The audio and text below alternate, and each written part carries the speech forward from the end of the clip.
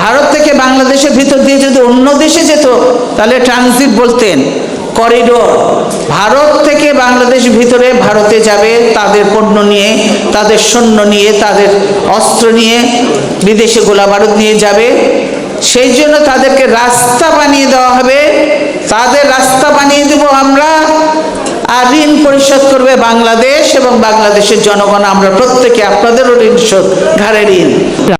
স্পষ্ট করে ভারতকে জানিয়ে দিতে হবে, বাংলাদেশের বুকের উপর থেকে ট্রানজিট দেওয়া হবে না, হবে না, হবে না।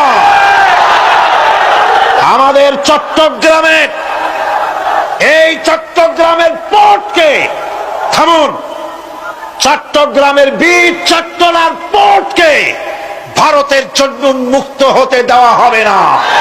এদেশের লক্ষ লক্ষ মানুষের জীবন যেতে পারে, ভারতকে ট্রানজিট দেব না।